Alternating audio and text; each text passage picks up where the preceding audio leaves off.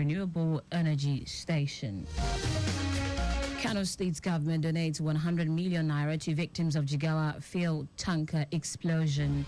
On the foreign scene, Seoul reveals North Korea's plan to send troops to fight with Russia. In sport, Edo Queens to face Mamelodi Sundowns of South Africa in CAF Women's Champions League. Now the details. I am Taiwo Baruwa.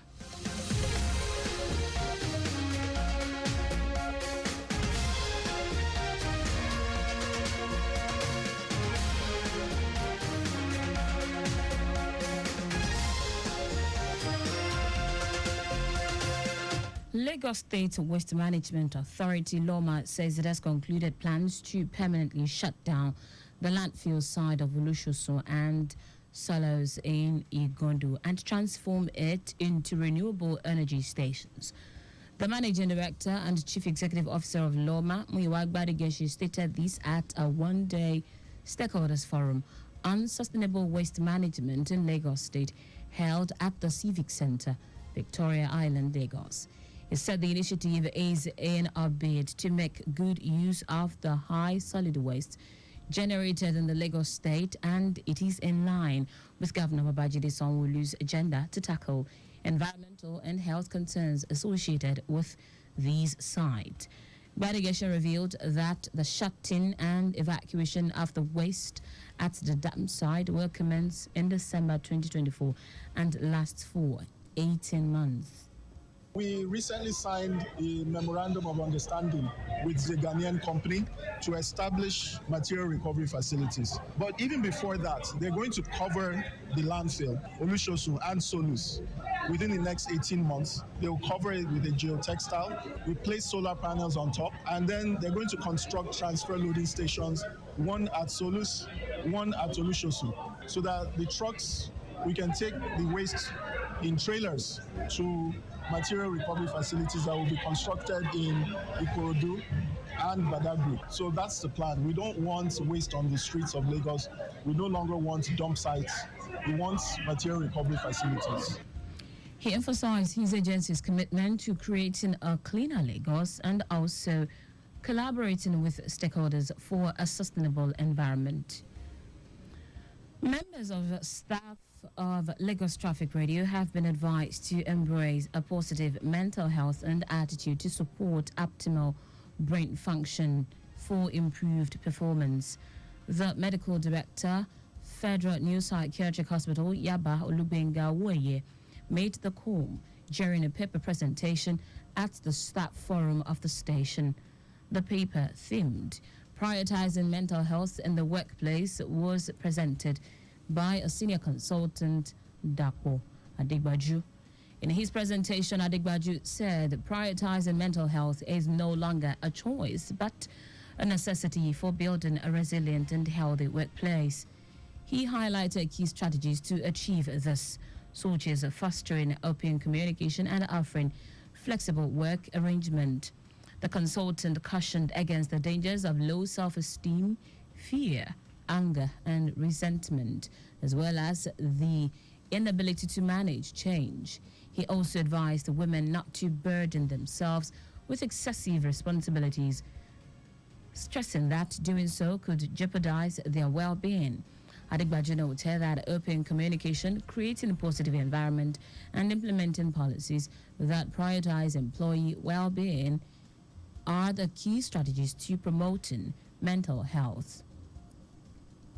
And now to the rest of the stories. Kano State's government has donated 100 million naira to support victims of the recent fuel tanker explosions in Majia Town, Tara local government of Jigawa State. Governor Abba Yusuf announced the donation during a condolence visit to his Jigawa State counterpart, Umar Namadi, at the government house in Dusay.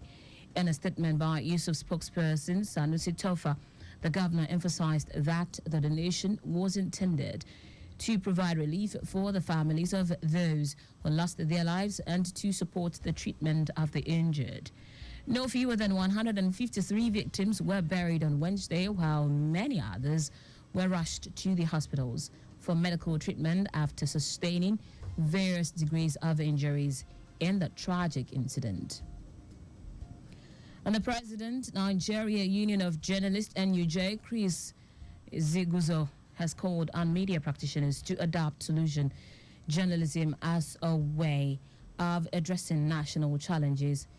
Ziguzo, who stated this at the third edition of the union's annual milestone recognition of media icons in Nigeria in Lagos, noted that the media's role is crucial in documenting history and also shaping it to strengthen the nation's fabric and promote unity. The NUJ president also noted that the event reflects the essential role of the media in enhancing democratic governance and advancing national development.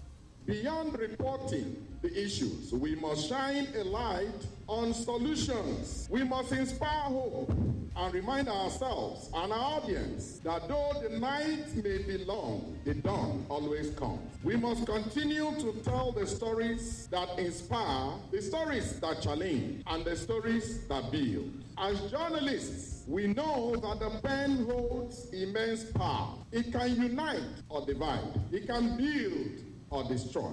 In this turbulent time, it is vital that we remain the builders, not the wreckers. On his part, former head of Mass Communication Department, University of Lagos, Rafa Kifele, urged journalists to embrace journalism of conscience, focusing on peace and development to address pressing contemporary issues in the country. Akinfenleye urged media practitioners to contribute to efforts that foster a supportive environment by highlighting national security issues and advocating for the establishment of a state police system. What role shall we play? We should play the role of mediator. We should be able to call the government to action. We should also support the move to create an enabling environment by trying to eliminate this national security problem we have, i.e., therefore, I challenge our policymakers to help us rethink about this creation state police without prejudice to the national police. On his part, Katsina State Governor Diko Rada, an award recipient, encouraged journalists to embrace freedom of expression and focus on stories that promote good governance. Other awardees include Akwa Ibom State Governor Umo Eno, Tony Iradia, Dari Babarisa, Obong Moses Eko, Dame Comfort Obi, Pa Jola Ogunusi, among others. In foreign news, Seoul says North Korea's plan to deploy troops to fight with Russia is a grave security threat. South Korea's spy agency said North Korea has started sending troops to fight with Russia in Ukraine.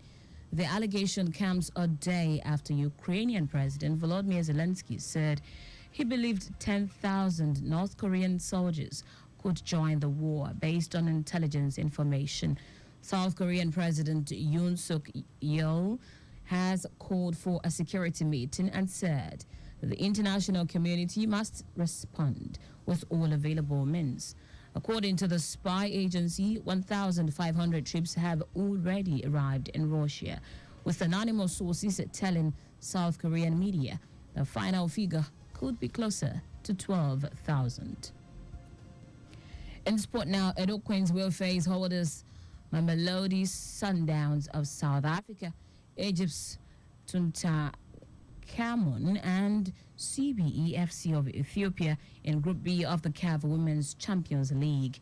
The draw ceremony for the annual competition took place in Cairo, Egypt. Edo Queens will take on Ethiopia's CBE FC in the opening fixture on Saturday, November 10. The Nigerian champions' second game against Tutankhamun will hold 3 days later and round up the group stage campaign against Mamelodi Sundowns on Thursday, November 16. Morocco will host the competition from November 9 to November 23, 2024. And that's it on the news at 4, but just before we go, always carry out proper and adequate checks on your vehicles before setting out. You can follow us and like all the various social media platforms, X at Traffic Radio 961, Facebook, Lagos Traffic Radio 96.1 FM, Instagram, Lagos Traffic Radio 961. Subscribe and watch our news and programs live on YouTube at Traffic Radio 961. You can also visit our website www.trafficradio961.ng. Did you know that the Sanwo-Olu administration supplied 86,000 dual furniture set to 775 public schools? You can get more details on the Lagos State Government website. To end the news, here are the highlights of the major stories. Lagos State Waste Management Authority Loma has concluded plans to permanently shut down the landfill site at Olushoso and Solos in Igondo and transform it into renewable energy stations. Kano State Government has donated 100 million naira to support victims of the recent fuel tanker explosion in Majia Town, Tara local government area of Jigawa State. We also told you that Seoul has described North Korea's plan to deploy troops to fight Russia as a grave security threat.